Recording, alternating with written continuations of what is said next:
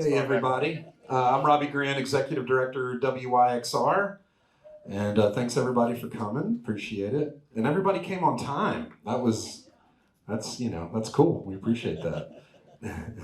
I'm Jared J.D. Boyd. I feel like Sammy Davis Jr. with this damn cocktail in my hand. I wish I handed it off to somebody else before I came up here. Well, we're excited to have everybody. This is our third stereo session of the season, and we sit around, we talk about which records we want to do, and this is the one that I was like, we got to do the clears. So he gives one, only one. He gives me one. So I'm just teasing. I'm really excited about this record and really happy with the guests that we've got coming up, and so excited about that. Yeah, I'm excited that I get to hang out and watch it with y'all rather than be up here asking the tough questions. I think I got in trouble for asking about gun control last one. So they were like, no more of that. This is stereo sessions, buddy. Mouth control. Well, and thanks to all of our volunteers that have helped us today and helped us throughout the pledge drive and all throughout the year, and anyone that's donated, and all of our members and sustaining donors, we really, really appreciate you. This is a free event. If you can, we do have our taking donations in the back on the way out. If you like what you're hearing and want to help keep these things free, that'd be great. So, we want to thank our sponsors, Memphis. Big thanks to them for everything that they do to help keep everything free for us and working with us. Farm Burger, Shangri-La, Via Productions, thanks Trice for everything you do, Crosstown Brewing Company, and of course a huge round of applause for the Memphis Listening Lab, Jim Cole and Robin and Logan and everybody here. Thank you so much for this beautiful spot. Where can they donate, Robbie? I think there's a place they can. My mom's back there, and she's got a credit card machine, so thank you, Mom. Appreciate that. So Ruth's back there. Yeah. Big shout out to Brian Dixon as well. He did all the design for us, so thank you so much, Brian. So if you've not been to one of these before, we're going to bring the guests up here in just a second, and we'll talk for about 10-15 minutes, and then we will split up. So if you walked in and you had an A, you will go in here and listen to side A, and the rest of us will stay out here and listen to side A, and then we'll all come back out here and talk for a little bit more, and then side B, it all makes sense there. So side B will go in there. We've got 3 more stereo sessions after this one. The next one is the second Wednesday in June, is Young Men from Memphis. Young Men from Memphis. The name of the record is a Down Home Reunion. It's an actually pretty interesting jazz recording with an all-star cast of Memphis jazz stalwarts from the 1960s, most of whom had moved to New York, Chicago, and elsewhere, and all got together to do this record for United Artists. So we're excited for that. Yeah. And we'll have I think we're going to do a cocktail party before that one too, so we'll send out details of that. In July, we're going to do the Zwider Z record. We'll have Janet Wilson, one of our WYXR hosts with Pat Sansone, will be in town for that one. We are pushing that one a week. We've got some pretty exciting things that are happening for us in July that we'll talk about a little bit later, but we had to move it a week for that. And then we'll end the sessions in August with Betty Crutcher record. Oh yeah. Yeah. All right. Well, why don't you want to give an intro and then we'll get out of here. All right. Well, someone who I don't think I've ever told you this, an inspiration for me. Don't look behind you. You're gonna take all of this good vibe I got for you. But no, it's someone who truly, speaking of myself, someone who truly cares about Memphis music, cares about artists, cares about telling their stories in a detailed and responsible way. Y'all are in this room. Y'all know the folks to look to. The Robert Gordons, the Goralnicks, the Bob Mayers. I mean, all those folks are sort of in a pantheon of people who I've patterned my career after, and I truly believe that so many of the doors that y'all kicked down and so much of the great work that y'all did allowed for me to fast track my journey and not have to reach around in the dark. I had someone to ask questions from, and so I'm always honored to connect with you, always honored to be in the room with you. But tonight I'm very honored that I will be able to sit back and relax, enjoy my Rat Pack cocktail here. It's almost gone, but and listen to someone who I consider a true pro and a true pioneer of the things that I care about near and dear. So I am so excited that y'all will get to listen to her and get to know her a bit better and watch a master at work. It's Andria Lisle.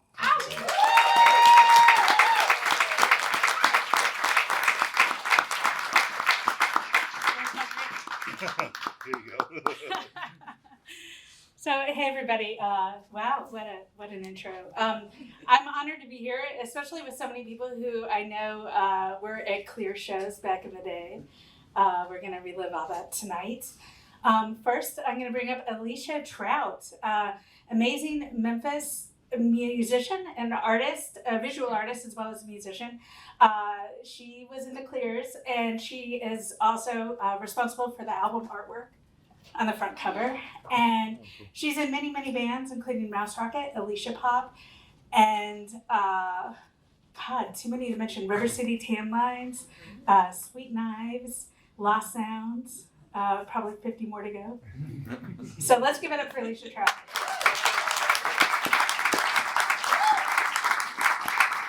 And I also want to point out that Shelby Bryant, who was in the Clears, is not here in person tonight, but we do have some recordings from an interview with him that Robbie Grant did earlier this week that you will get to hear. We also want to bring up Steve Shelley. He probably needs no introduction in this group, but he's the drummer for two of my favorite bands, the Crucifix and Sonic Youth. Yeah. And Steve is also the founder of Smells Like Records, who put out the Clears' one and only album in 1997.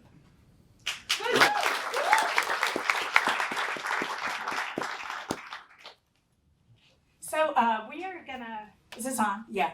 We're gonna get to side A in just a minute. But before we do, I just kind of wanted to talk to Alicia about the founding of the band.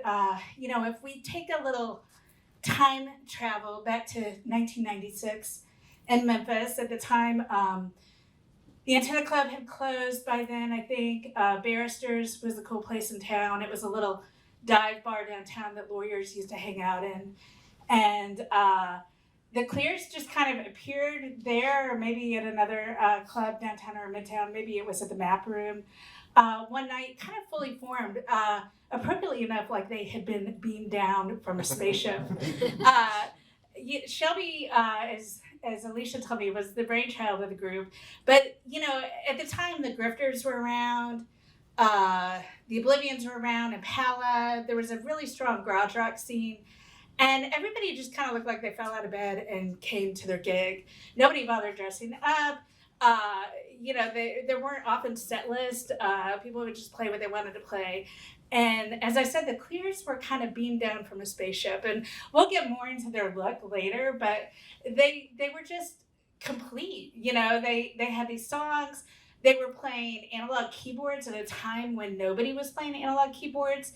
You might hear like a Hammond B3 on the Oblivion's gospel album, or you might hear like a Farfisa in some groups, like maybe the Royal Pendletons. But you didn't see anybody in Memphis at the time doing what y'all were doing. And the three of you, which of course Shelby Bryant, Alicja Trout, and Brad Pounders, were all on the Memphis music scene. But it was kind of like they had a secret they kept from everybody. And so I'm just curious about, when Shelby reached out to you and wanted to do this, like, what went down? I don't think we actually were like, let's form a band so, cut and dry like that. But we were very into exchanging recordings, exchanging ideas, and Shelby had to sort of catch a Brad, because he was kind of like like a butterfly. You just didn't see him very much, but he had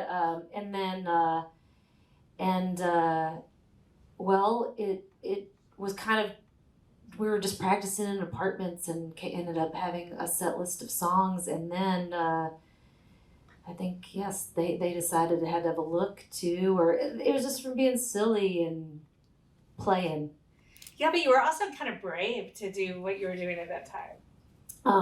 So Shelby had some of these analog synths, and we all had our little Casios that we'd get from the thrift store, because at that time you bought your instruments maybe you bought one nice instrument, saved up some money, but the rest you got from a thrift store, and so we loved his stuff, but I have to admit I felt a little like we were going against the grain, and people were going to like it, and they were going to think it was silly, because it was like new wave style, which was so out at that time. Absolutely. And I want to add here, for those of you who don't know Shelby Bryant, if you want to get a mental picture of him, he kind of physically was like a cross between Brian Eno and Brian Epstein. And rumor has it that he actually played the DJ Qualls character, Shelby, in Hustle and Flow. So he was this master mathematician. He still teaches math today, total genius, musical genius, but very much kind of I don't want to say puppet master because it doesn't sound nice, and Shelby's like the nicest guy you ever met. But he definitely, had visions and things that he wanted to do. Yeah, he's a little bit like, he's just a slightly bit mad scientist, but in the nicest way, big blue eyes, big blue eyes, and kind of in a role. When we were talking about costumes, and when he said, "Oh, we need to dress up for this gig in the Map Room," I don't know if it was our first one. There's a video of it, but he's like, I found this child's costume. It's a space costume, and we're like, how is he going to fit into a child's costume? And sure enough, he did. Magic. So, Steve, this record was cut on 4-track in apartments, pretty much. But it, as we'll hear in just a second, it's got this full-bodied sound. And, we'll get into later about how you kind of found the clears. But when you first heard the record, what was your opinion? Oh, I loved it. I was very pleased, very happy. And was it a surprise to you that something like this came out of Memphis, or? Well, I'd seen the band live first, right. So when I saw them, yeah, it was totally unexpected. Yeah, and that was the charm of it all. That you just I didn't know where that came from. Right. And then later on, you put out Shelby's solo record, mm-hmm. Cloud Yeah. Wow. Yeah. Yeah. So Alicia, can you take us a little into the recording for this? Well, some of the recordings, I'm not so familiar with the song order here. Some of the Here, I brought this for this. Oh, thank you. Okay. So some would have been done in sort of a studio situation at that building next to Huey's on Tucker. Rockopolis. Yeah, and it is kind of an opolis. It looks like it's falling apart like a old Greek A ruin. ruin. Yes, an old building. So, but we were working in someone's apartment there, and then some of these we just had 4-track recordings of, and they were kind of like they were almost what we want on the album, but not quite. So we just did them ourselves again and tried to get each other on those recordings. So there were, it's kind of Frankenstein together here a lot. There's a song with no title. I don't even remember that. I just listened to the songs that we're practicing for Saturday night. And that's what's so great about this Clears record is it just comes off as fully realized. Side 2 is a lot kind of like maybe a Cure record you never heard. Side 1 has these moments where it's almost like a flash of like TV cartoon theme music. Most of the songs clock in under 3 minutes, and they're just perfect and just beautiful. And this record, this is the only record that Clears did, but it really stands alone as far as Memphis in the 1990s, which is this really fertile time for Memphis music. You had the Grifters signing to Sub Pop. You had the Oblivions, going on world tours. You went with them to Japan, and they recognized you as a Clears member. Yeah, that's very weird. So I think without further ado, we will split the room up. Did you want to play one of Oh yeah, let's play.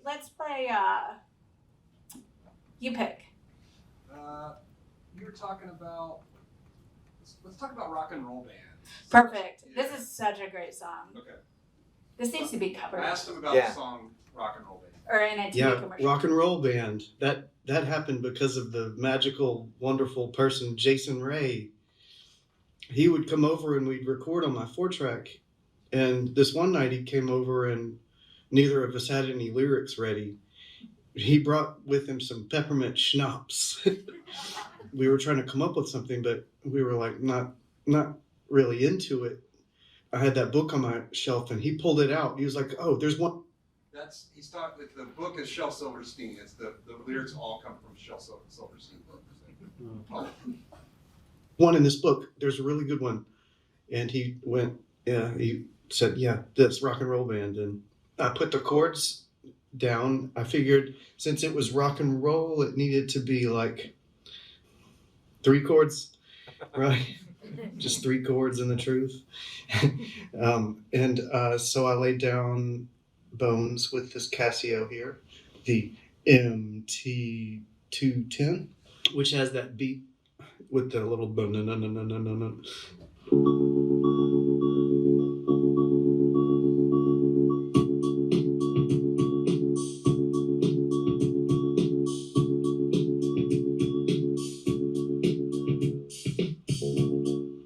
and then played the guitar, and then we sang over it after finishing that peppermint schnapps.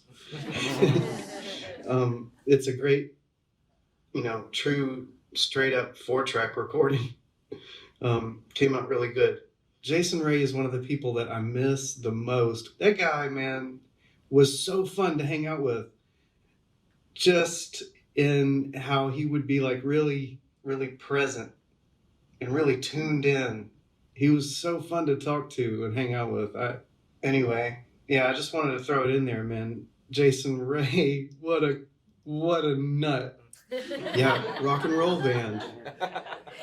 And for those of you who didn't have the pleasure or sometimes displeasure of knowing Jason Ray, he made probably the greatest prank phone calls I've ever heard. For decades, they were circulating around town on cassette tape. Unfortunately, he passed away maybe a decade ago. And can I play one more about the song Against? Absolutely, yeah. I just totally blanked out on Yeah, what no, he that's had. good. I love that song, and I think that it's maybe my most punk song. But the lyrics aren't mine. The lyrics were given to me by Todd Perkins, my genius friend. Just an amazing, amazing guy. We would make a lot of stuff together. So he just gave me this notebook paper page with the lyrics on it. I read it to Robert. This is when I was working at Kinko's. I read it to Robert, and when he came in there to copy something one night, and he was equally as mesmerized as I was. I had been playing it on my Casio for a couple of months, the lyrics, and then try to fit it in a sort of conversational style to some music, get the melody out of it in a conversational way. But I used this sound funny on this Casio, the MT68, which it was initially my favorite Casio and is once again my favorite Casio. It's really great. It's small and it's old, and it's kind of like has all just everything that you need. But that song, I don't know if it's a proclamation or an incantation. I don't know. It's like but there's a boldness to it. And then that list is just hilarious. So, what can you do? Girls, cars, ice cream, sunglasses, poetry, love, blue skies, clothes, colognes, leather jackets, lizards, footballs, torpedoes, and figs. Brad and I were talking about. Yeah. So that was Shelby Bryant. And so I guess it's time. We're going to split up into two groups. One group is going to go next door, and one group is going to stay in here, and we'll be listening in both rooms to the album on vinyl on a stereo system from Eggleston Speakerworks. So if you have an A, go in this room, and if you have a B, stay in here. And then we'll switch. We'll all come back out here after. Yeah, if you have an A, go in that room. You can choose. That's fine. Yeah, we don't have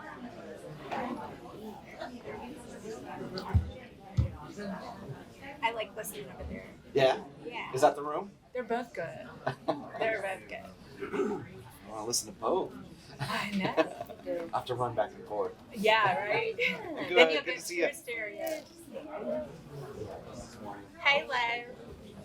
Good to see you. Hey, long time no see, man. How are you, Kyle? You Yeah, we're good. We're back.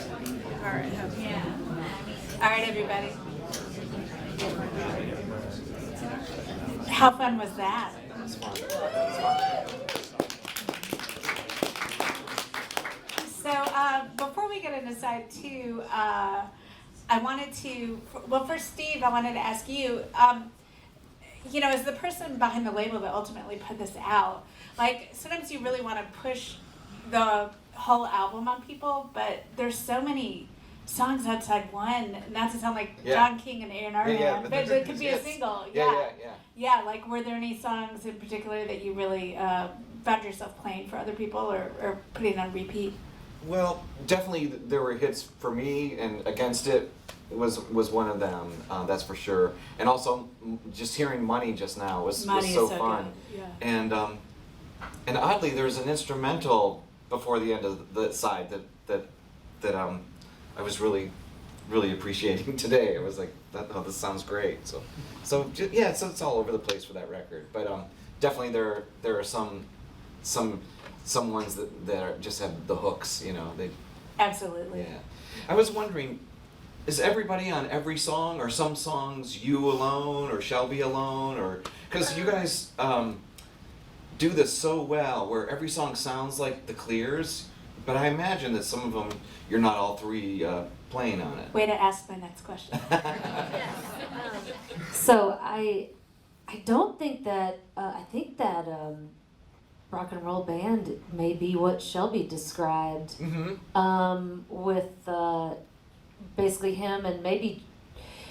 I actually was listening to this the other day, thinking that there's a really low voice kind of down there, and it might be Jason Ray. It is okay, and then Money. I can't remember if it was my original version, but I feel like I recorded that one by myself, and then Shelby just came in with the keyboards. He took it home and layered it. Fields plays drum bass on that too. Yeah, y'all said that in the. So Roy Berry recorded that? So I feel like Money was recorded at maybe at Jack's house on one of his reel-to-reels, and then we brought it over. Then we made a mix and brought it to Shelby, and definitely Eggs Montreal. The instrumental was all Shelby.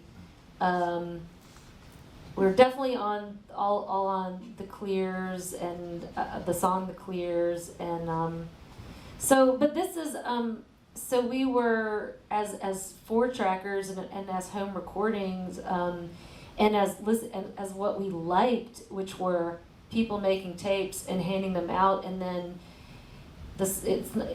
it's not about every song, it's about the whole thing as a collage, and the instrumental and taking you on a journey. It really doesn't matter to us who's on, if everyone's on one song, because it's just like an album as a one thing. Awesome. So could y'all play Shelby talking about money, please?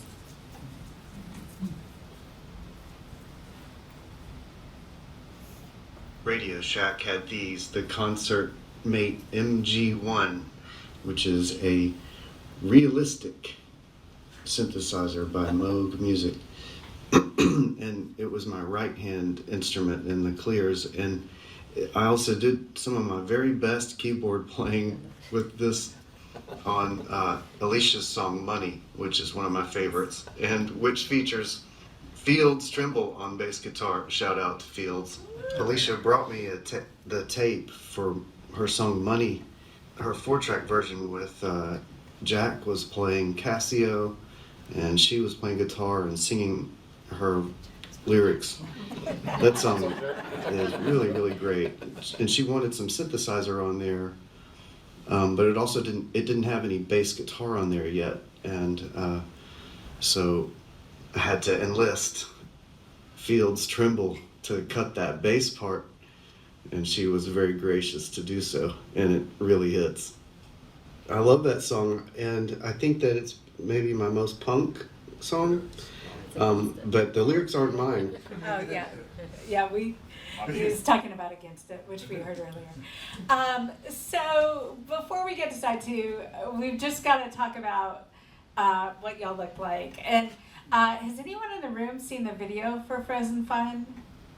Or has anyone seen the Clears live? I know some of y'all have. So they actually shot a video. Who did that for Frozen Fun? So you're talking about Frozen Fun, not Rock and Roll Band, right? Frozen Fun. Okay. I believe that was.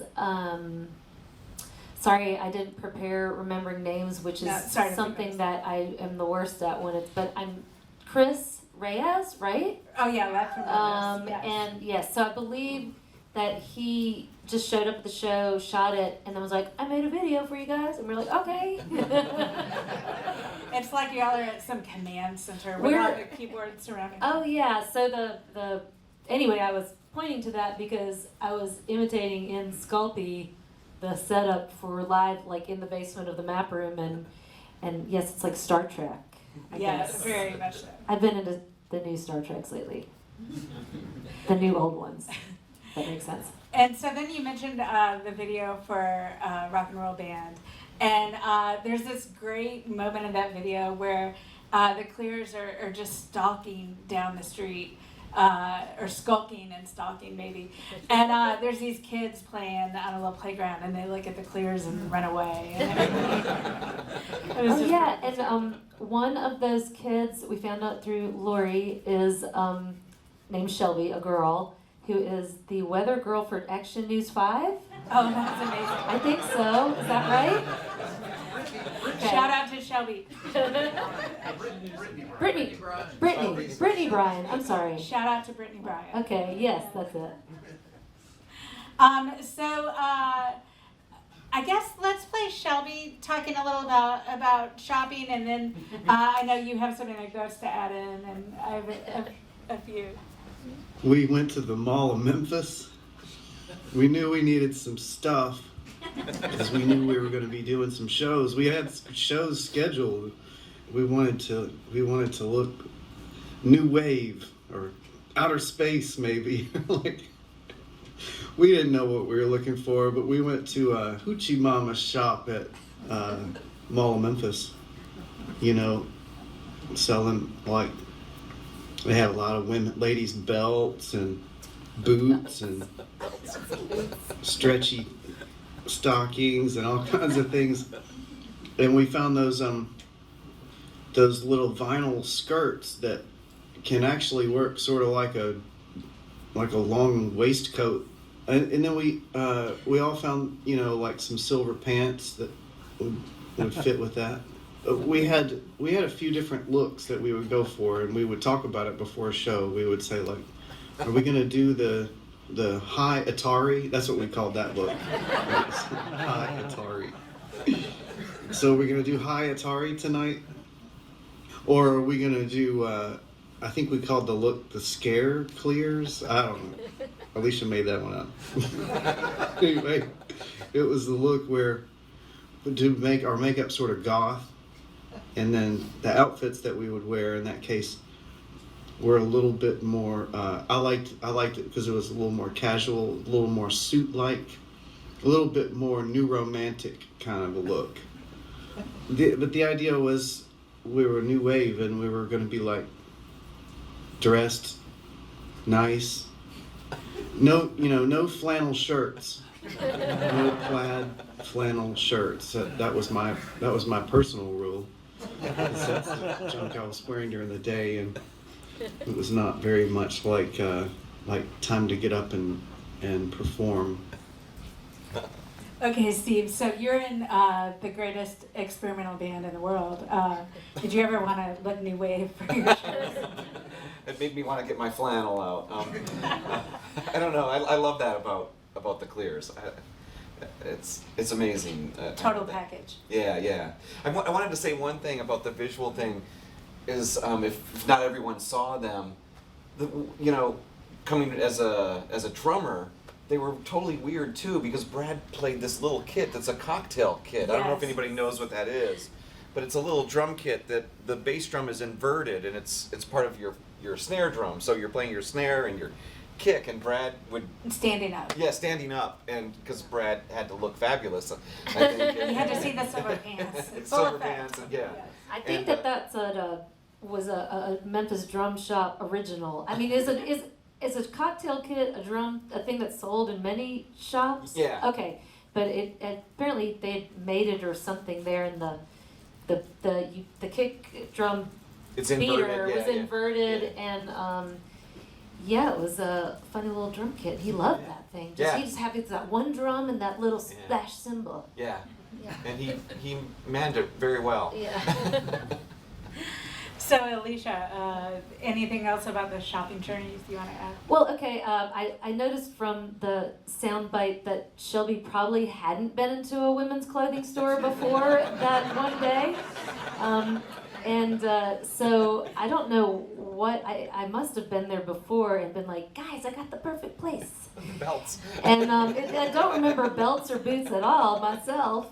But we went to a store that was in Mall of Memphis. Already Mall of Memphis was no longer in its heyday. Mall of Murder. Yes, and so there was a store there, and we found this great rack. And this rack, it says $3.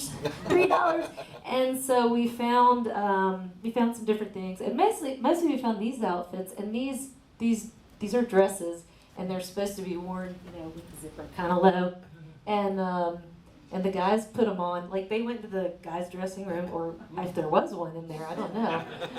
So they went into the dressing room and they came just looking just like that, all zipped up, like the black science coats, shiny vinyl, and they were just walking around the store with this. And I think we probably spent about $13 that day. I do want to point out though, Shelby's now wife, Gina Barker, was my roommate back in those days, and Gina was a nanny at the time for some very wealthy families, and she would get to travel to all these exotic places. And she, after a Clears gig, she was so upset because Shelby had gotten into her Chanel makeup. And she was like, he ruined my eye palette. And I'm like, keep in mind, the internet wasn't even a big thing back then. Like, I was stunned, like the Clears are stars. Like, where do you get Chanel makeup, So.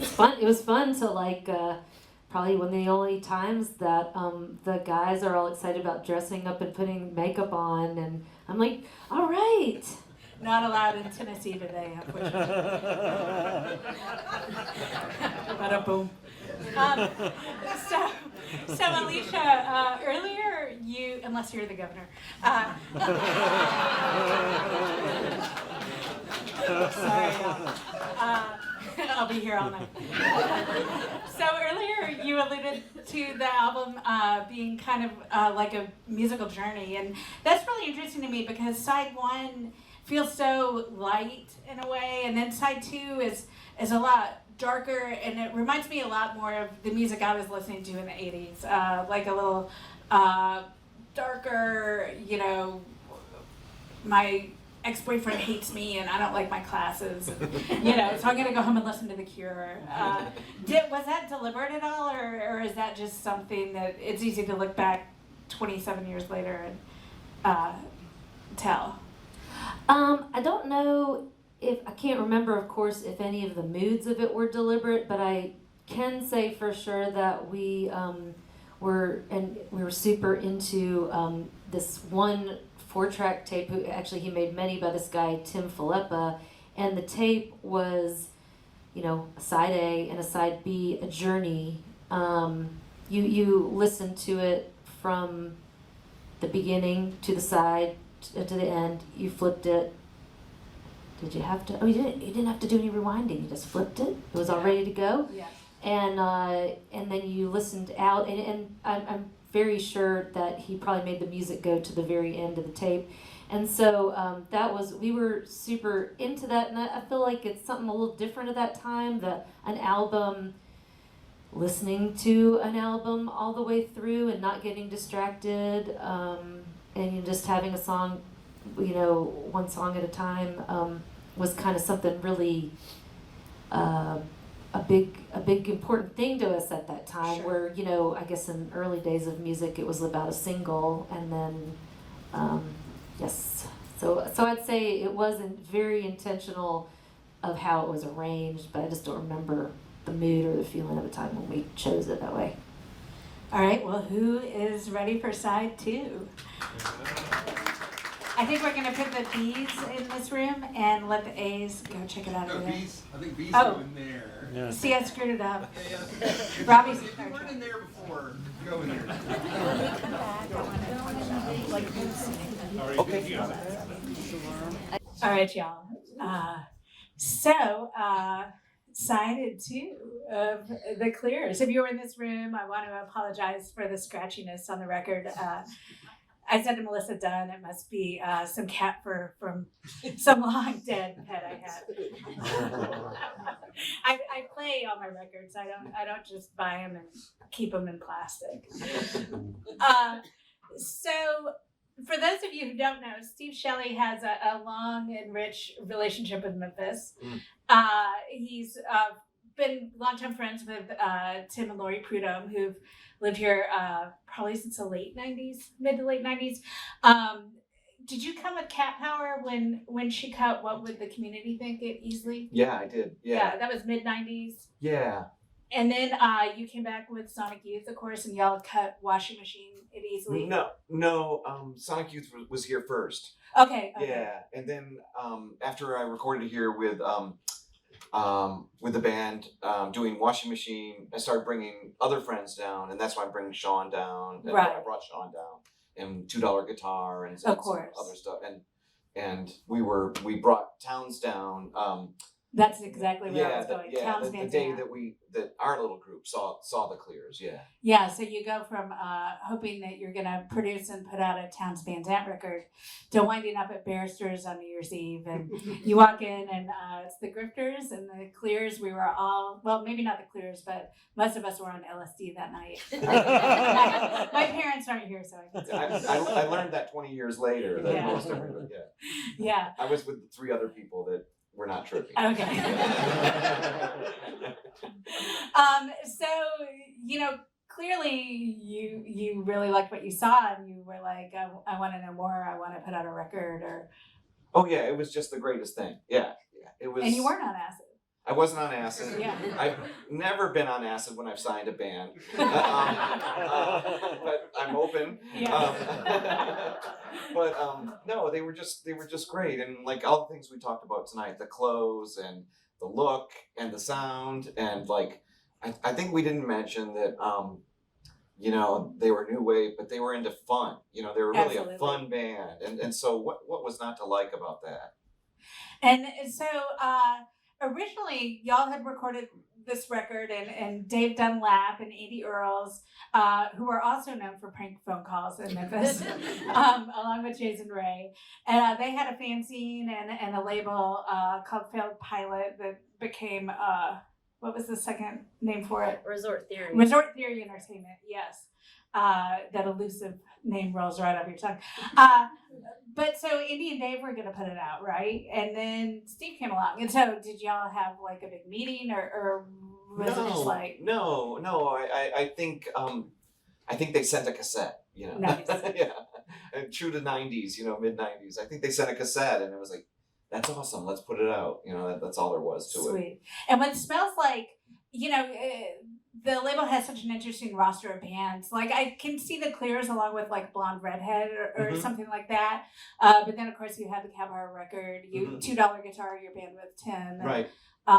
some other stuff. Like, was there a way that they fit into what you were doing, or was it just music you liked? Yeah, I liked that about the label, that anything could possibly fit, you know. So yeah, they just fit with the cast of, you know, weirdos that we liked, you know. Perfect. And so Alicia, like, you know, you guys are gonna put out a record with your friends, and then the drummer in Sonic Youth is like, no, I think I'd like to put this out. Like, what did y'all think? Yeah, I don't remember exactly how it happened, but we were like, now how can we do this diplomatically? Because we obviously want to do a record with Steve Shelley, and we're not gonna let that pass by. So I think y'all just handled it. We just put y'all in touch with Dave, or put you in touch with Dave or Andy, and you guys just worked it out, right? Seems like it. We Yeah. kind of stepped out. Yeah, I think the record was already there. Yeah. Oh yeah. It was all together. It was coming together by the time I got involved. And Alicia, when did you know that you were doing the cover art? I don't know. I think I might have just done it. And then Shelby had drawn the Clears words. It's very Right. looks like a math, you know, somebody with rulers drew that. And so it may have been a little bit of my Photoshop experience back and that I had a tiny bit of, and that I was able to be like, I think I could get some of my art into a record cover. Awesome. And so the record comes out, y'all got to tour, y'all played in Europe. No, we just Oh. toured around the US, a little bit. My bad. I'll talk in here. And so then y'all were in Mike McCarthy's movie The Sore Losers, or on the soundtrack, weren't you? A long time ago. Probably. And I think even I remember that. and so then it just seems like, you know, if there was a Clear show, like you knew where you were going to be at what time and what night. And then all of a sudden it was over. And you said something really interesting to me on the phone the other day. You said that, you know, it was Shelby's band, and Shelby, you know, controlled the beginning of the band and he controlled the end of the band. Like, do you remember why the Clears stopped, or? Well, I just remember a tiny bit of why we were working on another record, and I think we were just not so satisfied with all the songs we had. They just weren't as good of a group, and I don't know if we felt pressure to make something really soon. Were we making another record for you, or were we just making another record? I don't even remember. You were, but I mean, there was no pressure though. No, there was no pressure. No, the My big time pressure. label. Self-induced pressure for sure. But I know for me, I had a lot of so the songs that of mine that were on this record were kind of like Shelby saying, here's a big batch of Alicia songs, and he picked the ones he felt. So I already had lots of songs that I knew that wasn't going to be my end and final band. And Shelby has aspirations to be a teacher and a mathematician, and to him, music was play and not something to make a career out of. And I think he just didn't. He suddenly saw, if I go in really, if I take another step in, I'm going to be in real deep. That's just my opinion on it. I don't know, that's for sure. Do you have any regrets, like, about the Clears? I mean, you went on to put out a couple of Shelby's solo records. Mm-hmm. But, you know, did you, you know, I mean, I don't want to be cliched, you know, but these hopes and dreams of this amazing record getting heard by everybody on the planet. Yeah, I don't think of things in that way. Yeah, It I didn't was, think you did. it was really fun. It was just really fun, a fun project, and a great group, and there's really good songs on it. And if you can get an album out with some good songs on it, that's you're doing a lot. Absolutely. So Alicia, then not too long after this, you formed Lost Sounds with Jay. And how much of what you did in the clears on keyboard, like kind of helped you when you started Lost Sounds and when you continued playing keyboard, like? Well, it was a big deal because by the time I did the clears, I felt, oh my gosh, you've got to have a keyboard in the band, and because it fills out the sound.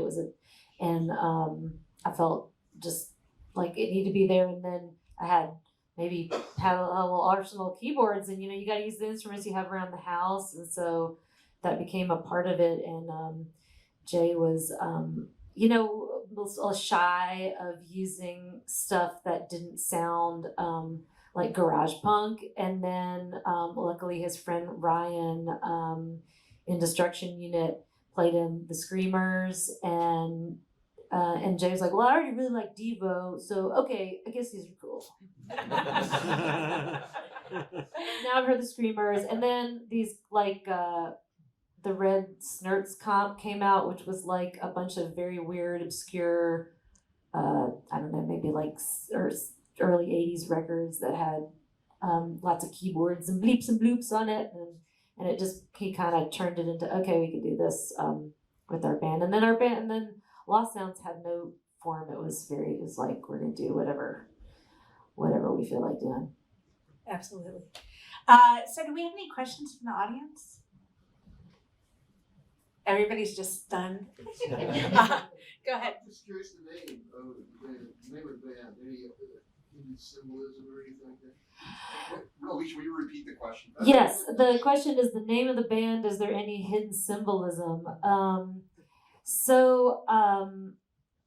I did come up with the name of the band, and I believe we were just searching into our minds of things we liked, and I was picturing the clear guitar or bass, I can't remember, lucite bass in Prince's band, and we were big Prince fans, and I was like, clear the clears. And then we passed by, and Shelby's like, that one, no, go back. So that's how. And then it didn't have anything to do with L. Ron Hubbard. He had a big book on TV at that time. But it seemed like it had something to do with that, because I hadn't paid attention, but apparently that's a level of Scientology or something. Yeah. Tom Cruise level. Yeah. Any other questions? Carol. How long were you guys around? It seemed kind of short-lived. Like a year. Maybe a year and a couple months. Yeah. And one little thing I feel kind of like a need to add is Shelby's personality and him as a persona. And he's not around very much, but he has this, and he's a quiet guy, and he has this major persona. And I think that maybe, I'm just kind of guessing that maybe Shelby and you met and you were just like, I don't know, did you feel that when you met Shelby? Like his, something about him, like I'm not sure how to answer. I mean, I always enjoyed being around Shelby, and it got scary when he would start to explain physics to you. So, so he's one of a kind. Absolutely. So I want to point out a couple of Clears adjacent and WYXR connections. Andy Earls has a show on WYXR late night. What night is that? Saturdays 11 to 1 a.m. Saturdays 11 to 1 a.m. Grotto of Miracles. It's funny too. It is funny. He's still pretty. He plays the crucifix quite a bit, actually. Really? He plays the crucifix. He doesn't announce it, but he plays it. Yes. And also Lori McStay, who owns Shangri-La Records with her husband Jared, and plays in many of Alicia's bands. She and Jared have a show on Friday afternoon called Switching to Glide. Yes. Slip and slide. Slip and slide. I also want to mention that Steve is going to be at DKDC Saturday night with Alicia, Melissa Dunn, who's a musician in this room, and many, many more musicians, Tim Prudhomme, and you're just going to kind of switch it off with a bunch of different people. We're having a bunch of friends come and sing songs, and we're going to do a couple clear songs, I think. Sweet. So we'll see how that goes. What are you going to wear? I've got something really special.